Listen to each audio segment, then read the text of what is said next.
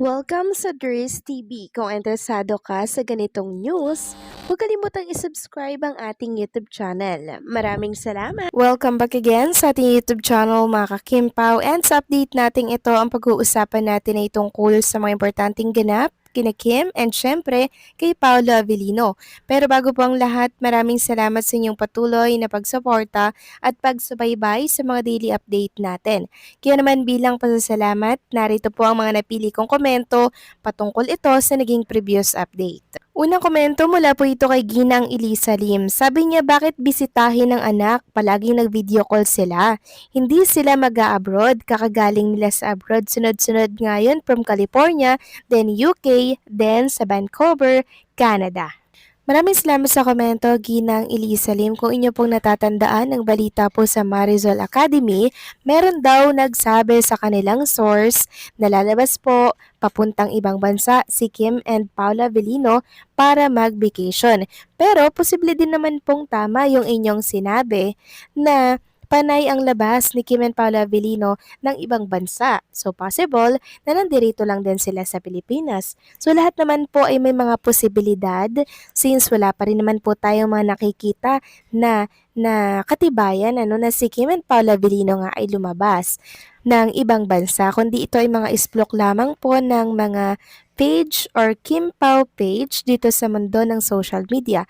Kaya lahat may posibilidad naman, Ginang Elisa Lim. And syempre, sabi ko nga po sa mga viewers natin, kahit nasaan man sila, basta magkasama sila, nandito man sila sa ating bansa or nasa ibang bansa, okay na okay lang yan, basta masaya silang sasalubong or sumalubong ng Pasko. Wala namang kaso yun mga kakimpaw Tsaka hindi naman big deal sa atin yung magkahiwalay na pagsalubong ng Pasko ni Kim and Paula Avellino dahil hindi na naman po sila mga bata.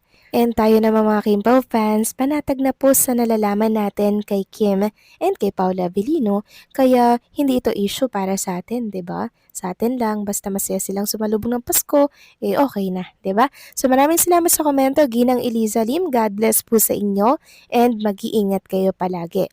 At ang next comment naman mula po kay Ginang Norma Dayag. Sabi niya, "There's TV, good evening. Kahit anong gawin mo, di pa rin nawala ito mga bashers. Di na sila humihinto sa kakabasya Kimpaw.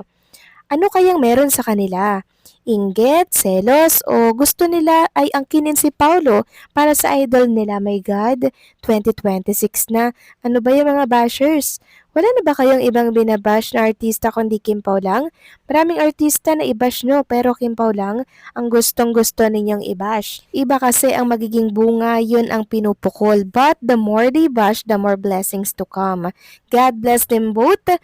Happy Yuletide season of the year to all Kimpao fans and legit so with their vlogger, seniors, and Aki. Maraming salamat sa komento, Ginang Norma Dayag, and happy Yuletide season din po sa inyo and sa mga Kimpao fans. Yes, tama po kayo, hindi talaga mawawala mga bashers.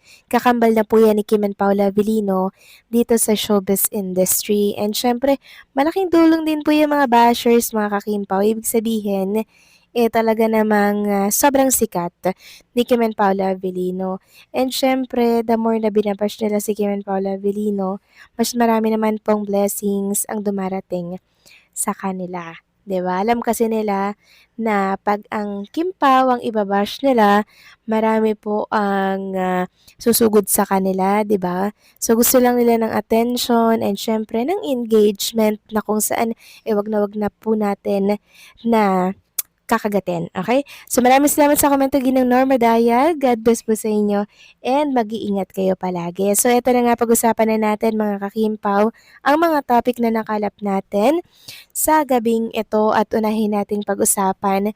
Ito pong ginagawa ng mga ibang Kimpaw fans sa kakatapos lamang po na Di Alibay. Sabi nga ni Ting, "So true, wala na akong ibang gustong gawin pag rest day ko, kundi mag-binge watch na lang at habang naulit-ulit ko siya, mas lalo akong na-inlove sa love story ng Binstel. Lalo akong humahanga kung gaano kahusay ang Kimpaw sa kahit anong klase ng role ang ibigay sa kanila." Yes po, tama po si Ting. Sobrang husay talaga ni Kim and Paula Avellino umarte and talaga naman pong yung emotion nila, sobrang madadala kayo talaga. Sobrang effective nilang gumanap sa mga roles, sa mga eksena na binibigay sa kanila. Samantalang next topic naman tayo, nagkakagulo naman dito sa mundo ng social media sa pagtatanggol po kay Chinita Princess and kay Paula Avellino sa mga bashers. So pinagtatanggol po si Kim and Paolo ng mga Kim Pao fans. So para saan nga ba na naging Kim Pao fans tayo kung hindi natin ipagtatanggol si Kim and Paolo sa mga nangapi sa kanila?